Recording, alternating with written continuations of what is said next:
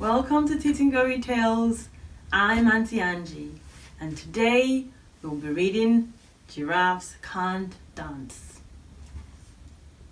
Yeah, I never thought they could dance anyways, but this is very interesting. Let's find out.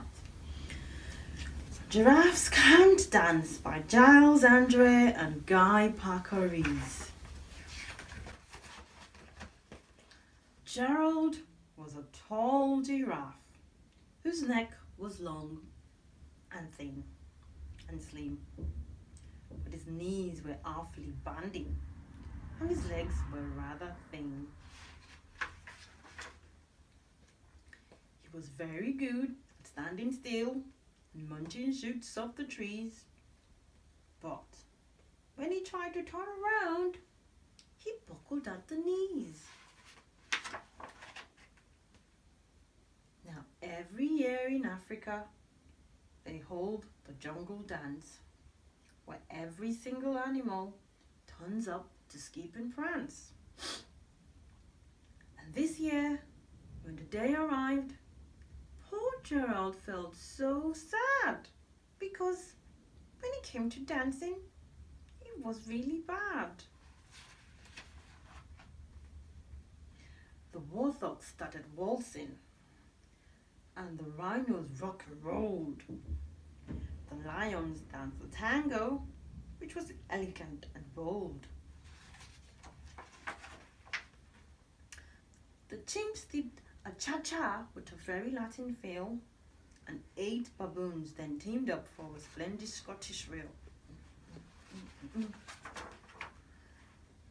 Gerald swallowed bravely, and as he walked towards the floor,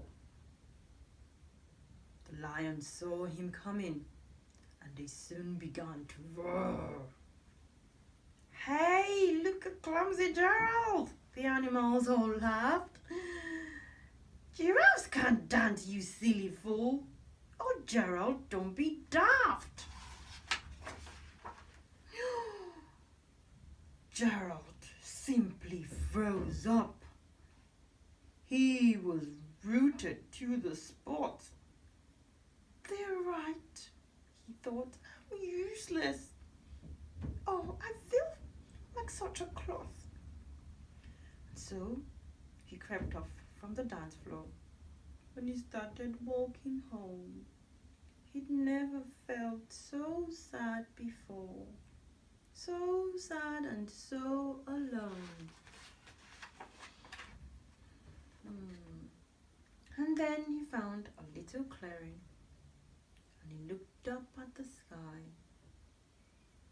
"The moon can be so beautiful," he whispered with a sigh. "Excuse me," scoffed the cricket, who'd seen Gerald earlier on. "But sometimes when you're different, you just need a different song."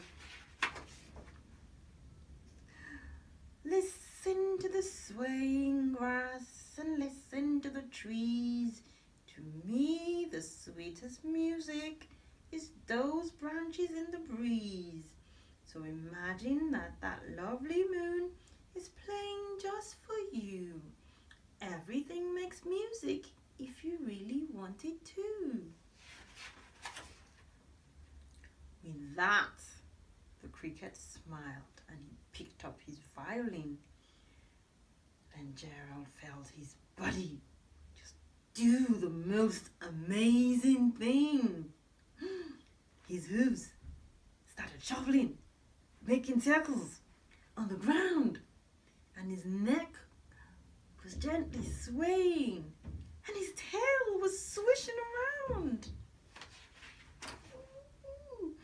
And he drew his arms out sideways, and he swung everywhere. And then he did a backward somersault, and he leapt up in the air. Wow!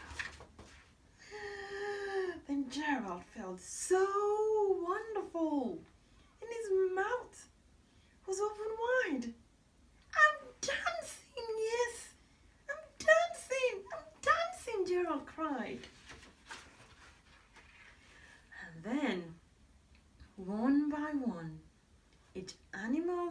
there at the dance arrived while Gerald boogied on, and they watched him quite entranced. They shouted, "It's a miracle! We must be in a dream! Gerald's the best dancer that we've ever seen!" "How is it that you can dance like that? Please, Gerald, tell us how." But Gerald simply twizzled around and finished with a bow. Then he raised his head and he looked up at the moon and at the stars above.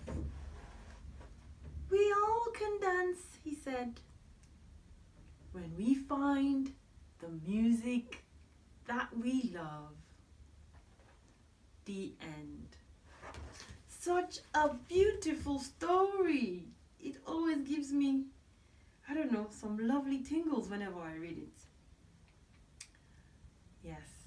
Now I wonder if anyone has an idea what the moral of the story is. Baby, do you have any idea what the moral is? I think the moral of the story is each and every one of us have something that we can do that only us can do very well. We've all got talents, no matter how small. And sometimes it might take time to find your talent. It might not be immediately obvious what your talent is, but we all have talents. And once we find it, we can use it to the best of our abilities. So never give up, never lose hope. Always know that you got something unique that you can show to the world. And sometimes, just like Gerald, it might take some time to find out what it is that would help enhance that talent. He just had to find the right music, and then he could flourish in his dancing. Now have a think. What's that additional thing that can help you be better or do better? Now I hope you all have a lovely day, and I look forward to seeing you next time on Titingori Tales. Bye bye.